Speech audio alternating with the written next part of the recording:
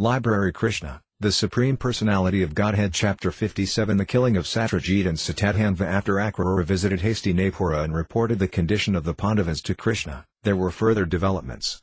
The Pandavas were transferred to a house which was made of lac and was later set ablaze, and everyone believed that the Pandavas, along with their mother Kunti, had been killed.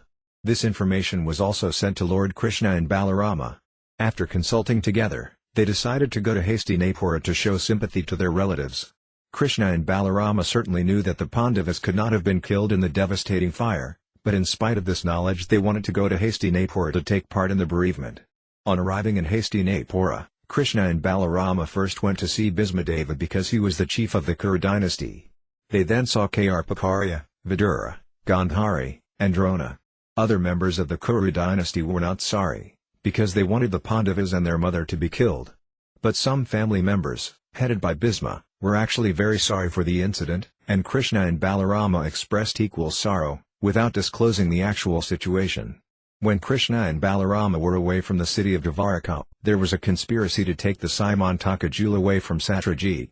The chief conspirator was Śatadhanvā, who was among those who had wanted to marry Satyabhāma, Satrājit's beautiful daughter. Satrājit had promised that he would give his beautiful daughter in charity to various candidates, but later the decision was changed, and Satyabhāma was given to Krishna along with the Śrīmad-Bhāgavatam jewel. Satrājit had no desire to give the jewel away with his daughter, and Krishna, knowing his mentality, accepted his daughter but returned the jewel. After getting back the jewel from Krishna, he was satisfied and kept it with him always. But in the absence of Krishna and Balarama there was a conspiracy by many men, including even Akrura and Kritavarma, who were devotees of Lord Krishna, to take the jewel from Satrājit. Akrura and Kritavarma joined the conspiracy because they wanted the jewel for Krishna. They knew that Krishna wanted the jewel and that Satrājit had not delivered it properly. Others joined the conspiracy because they were disappointed in not having the hand of Satyabhāma. Some of them incited Śatadhanvā to kill Satrājit and take away the jewel. The question is generally raised, why did a great devotee like Akrura join this conspiracy? And why did Kritavarma, although a devotee of the Lord, join the conspiracy also? The answer given by great authorities like Swami is that although Akrura was a great devotee, he was cursed by the inhabitants of Vrindavana because of his taking Krishna away from their midst. Because of wounding their feelings, Akrura was forced to join the conspiracy declared by sinful men. Similarly, Kritavarma was a devotee, but because of his intimate association with Kamsa, he was contaminated by sinful reactions, and he also joined the conspiracy. Being inspired by all the members of the conspiracy, Śatadhanvā one night entered the house of Satrājit and killed him while he was sleeping. Śatadhanvā was a sinful man of abominable character, and although due to his sinful activities he was not to live for many days, he decided to kill Satrājit while Satrājit was sleeping at home. When he entered the house to kill Satrājit, all the women there cried very loudly, but in spite of their great protests, Śatadhanvā mercilessly butchered Satrājit without hesitation, exactly as a butcher kills an animal in the slaughterhouse. Since Krishna was absent from home, his wife Satyabhāma was present on the night Satrājit was murdered, and she began to cry, "My dear father! My dear father! How mercilessly you have been killed!" The dead body of Satrājit was not immediately removed for cremation because Satyabhāma wanted to go to Krishna in Hastinapura. Therefore the body was preserved in a tank of oil so that Krishna could come back and see the dead body of Satrājit and take real action against Śatadhanvā. Satyabhāma immediately started for Hastinapura to inform Krishna about the ghastly death of her father. When Krishna was informed by Satyabhāma of the murder of his father-in-law, he began to lament like an ordinary man. His great sorrow is, again, a strange thing. Lord Krishna has nothing to do with action and reaction, but because he was playing the part of a human being, he expressed his full sympathy for the bereavement of Satyabhāma, and his eyes filled with tears when he heard about the death of his father-in-law. He thus began to lament, "Oh, what unhappy incidents have taken place." Then Krishna and Balarama, along with Satyabhāma, immediately returned to Dvaraka and began to make plans to kill Śatadhanvā and take away the jewel. Although he was a great outlaw in the city, Śatadhanvā was still very much afraid of Krishna's power, and thus when Krishna arrived he became most afraid. Understanding Krishna's plan to kill him, he immediately went to take shelter of Kritavarma. But Kritavarma said, "I shall never be able to offend Lord Krishna and Balarama, for they are not ordinary persons. They are the Supreme Personality of Godhead.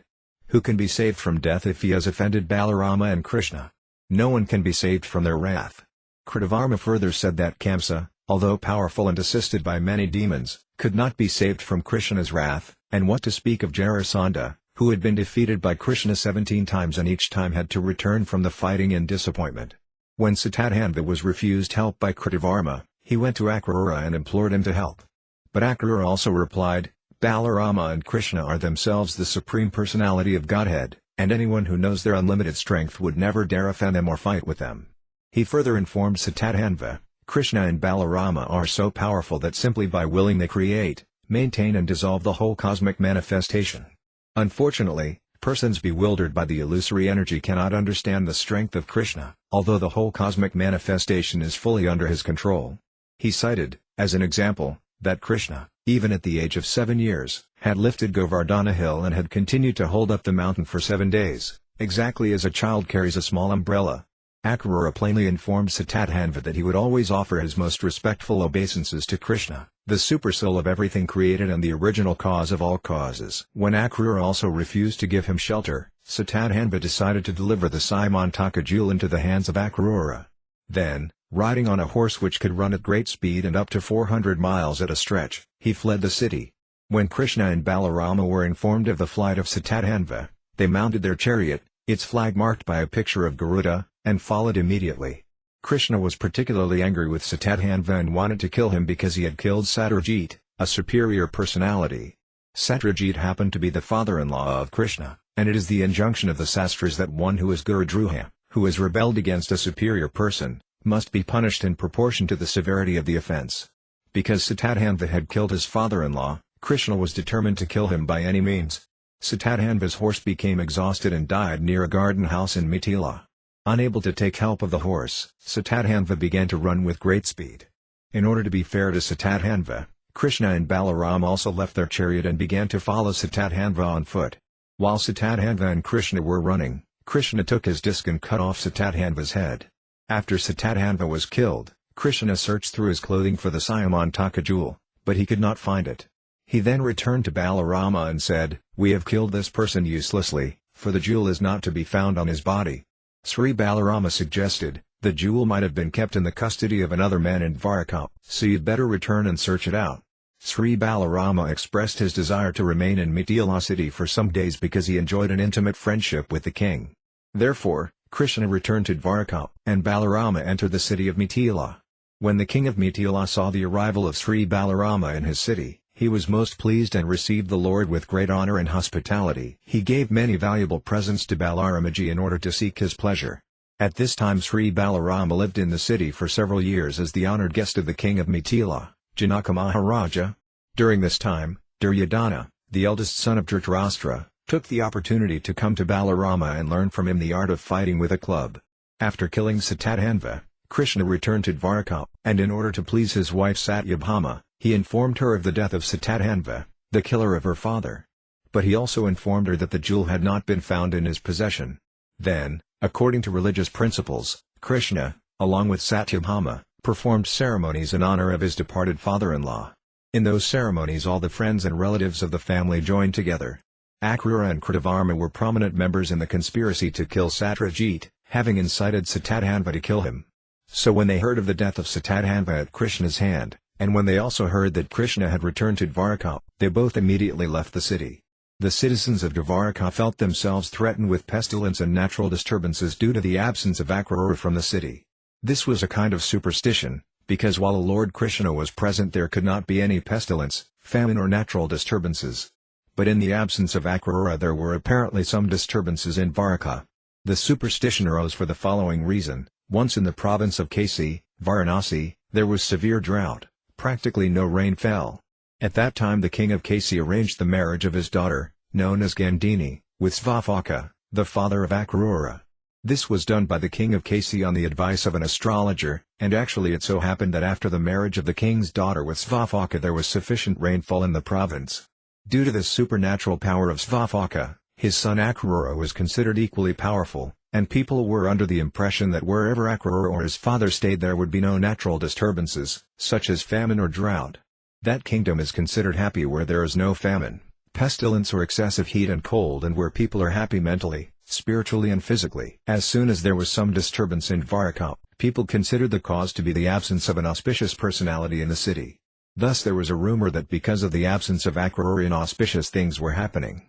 After the departure of Akrura, some of the elderly residents of the city also began to perceive inauspicious signs due to the absence of the Syamantaka jewel. When Lord Sri Krishna heard these rumors spread by the people, he decided to summon Akrura from the kingdom of Kasi.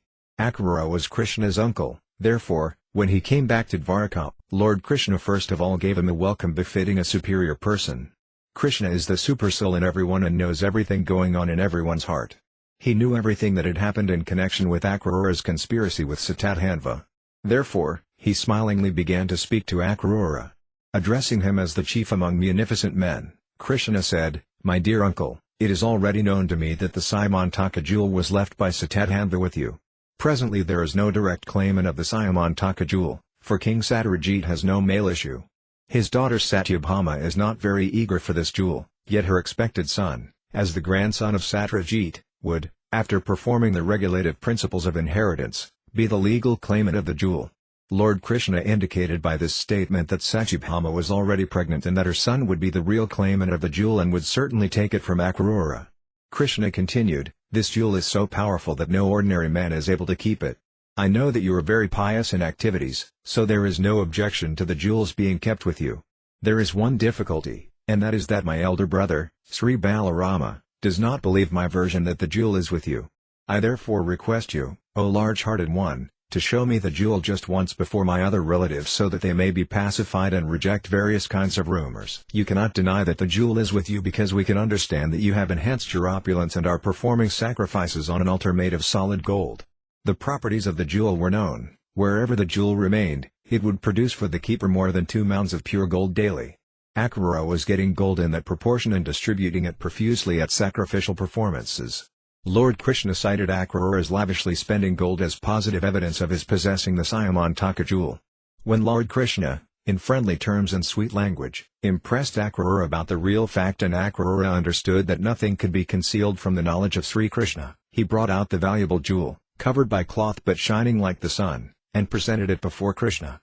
Lord Krishna took the Syamantaka jewel in his hand and showed it to all his relatives and friends present and then returned the jewel to Akrura in their presence, so that they would know that the jewel was actually being kept by Akrura in Dwarka city. This story of the Syamantaka jewel is very significant. In Śrīmad-Bhāgavatam it is said that anyone who hears the story of the Syamantaka jewel or describes it or simply remembers it will be free from all kinds of defamation and the reactions of all impious activities and thus will attain the highest perfectional condition of peace.